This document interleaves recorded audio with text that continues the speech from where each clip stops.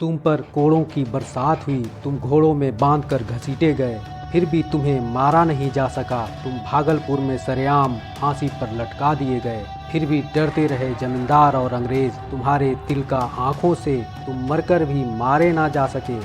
नमस्कार, facts dynamic channel के इस एपिसोड में आपका स्वागत है। चैनल पर नए हैं तो चैनल को सब्सक्राइब कर लें और बेल आइकन दबाकर ऑल पर सेलेक्ट कर लें ताकि नेक्स्ट वीडियो की नोटिफिकेशन आपको मिलती रहे। वीडियो पर वापस आते हैं। बात है 17वीं सदी की, जब बंगाल राज्य की सीमा वर्तमान के बंगाल, उड़ीसा, झारखंड और बिहार राज्य को मिलाकर हुआ करता था। ईस्ट इंडिया कंपनी अपने काले मंसूबे के साथ पूरे भारत को गुलाम बनाता जा रहा था। जिस राज्य कस्बे के सत्ता ने ब्रिटिश हुकूमत के खिलाफ खड़ा होने की कोशिश की, उसे तबाह कर दिया। कुछ राज्यों कस्बों ने अंग्रेजों की सरपरस्ती कबूल कर ली, अंग्रेजों के एजेंट बन गए। जमींदारों, सामंतों, सूदखोरों तथा अंग्रेजों द्वारा किसानों, आदिवासियों के जल, जंगल और जमीन को हथियाना शुरू कर दिया गया। भारी भरकम टैक्स लगाकर लोगों को तबाह करते चले जा रहे थे। भारत के किसानों, आदिवासियों की स्थिति बद से बदतर होती जा रही थी। इनका खून चूस चूस कर जमींदार और अंग्रेज मालामाल होते जा रहे थे।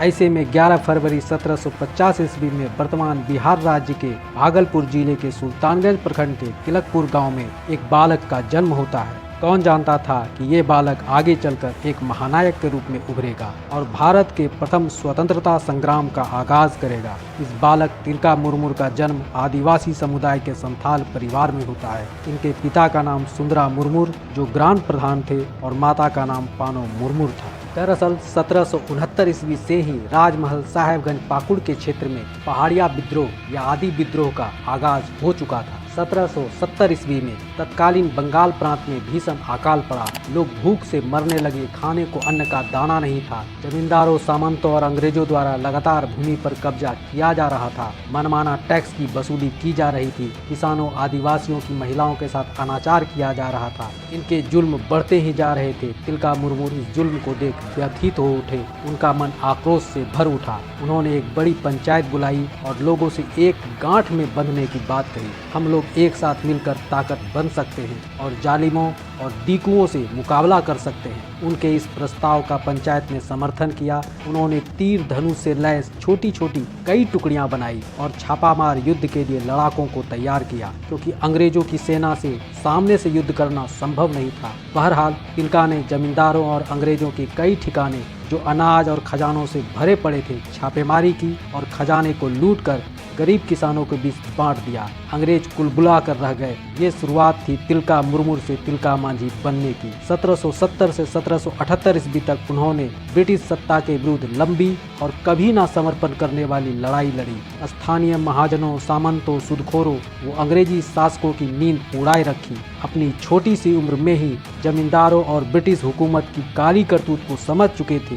वे हमेशा जंगलों, पहाड़ों में छुपकर अंग्रेजों से गुरिल्ला युद्ध करते थे। तिलका मांझी ने इस तकनीक से अंग्रेजों की नाक में दम कर रखा था। भारत के औपनिवेशिक युद्धों के इतिहास में पहला आदि विद्रोह होने का श्रेय आदिवासी लड़ाकों को जाता है, जिन्होंने राजमहल साहेबगंज की पहाड़ियों पर ब्रिटिश हुकूमत से लोहा लिया। इनमें सबसे पहला नाम महानायक तिलका मांझी का है। तिलका मांझी ने 1778 ईस्वी में पहाड़िया सरदारों के साथ मिलकर रामगढ़ कैंप पर कब्जा कर चुके अंग्रेजों को खदेड़कर कैंप को मुक्त कराते हैं। इसी क्रम में 1779 ईस्वी में भागलपुर को जिला बना दिया जाता है और यहाँ का पहला रेवेन्यू कलेक्टर बनाया जाता है ऑगस्टस क्लीवलैंड को, जो पहले राजमहल में बतौर सुपरवाइजर रह चुके थे। क्योंकि क्लीवलैंड को इस क्षेत्र की पूरी जानकारी थी, क्लीवलैंड के भागलपुर कलेक्टर बनते ही किसानों और आदिवासियों पर और भी ज्यादा अत्याचार बढ़ता चला जा रहा था। क्लीवलैंड के जीते जी अत्याचार समाप्त होने वाला नहीं था। 13 जनवरी 1784 को तिलका मांझी भागलपुर पर हमला करते हैं और ताड़ की पेड़ पर चढ़कर भागलपुर के अंग्रेज कलेक्टर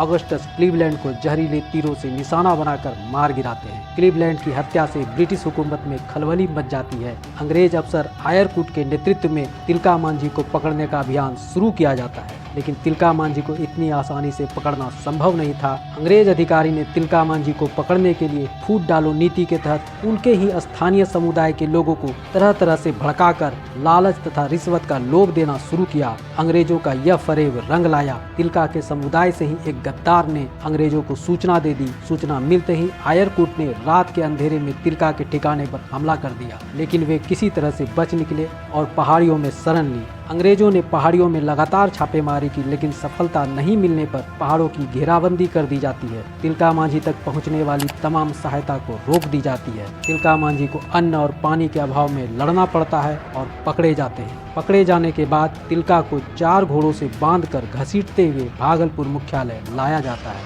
पर मीलों घसीटे जाने के बाद भी वह लड़ाका जीवित था। खून में डूबी उनकी देह तब भी गुस्सैल थी और तिलका की लाल लाल आंखें अंग्रेजों को डरा रही थी। उनके छत बिछत शरीर को चौराहा पर बरगद के पेड़ से लटकाकर तिलका की जान ले ली जाती है। हजारों की भीड़ के सामने तिलका मांझी ने हंसते हंसते शहादत कबूल कर ली। संथाल गीतों में आज भी तिलका को याद किया जाता है। हाँसी हाँसी चढ़वो फांसी, जिस जगह पर तिलका मांझी को फांसी दी गई वो जगह आज तिलका मांझी चौक के नाम से जानी जाती है। दोस्तों, आज का ये एपिसोड आपको कैसा लगा? उम्मीद है अच्छा लगा होगा। तो देर क्यों, जल्दी से लाइक कर दे और अपने दोस्तों को शेयर भी कर दे। साथ ही साथ चैनल को सब्सक्राइब करना तो बिल्कुल ना भूले। आज के लिए बस इतना ही। मिलते हैं नेक्स्ट एपिसोड में एक नई इंफॉर्मेटिव वीडियो के साथ। नमस्कार, जय हिंद।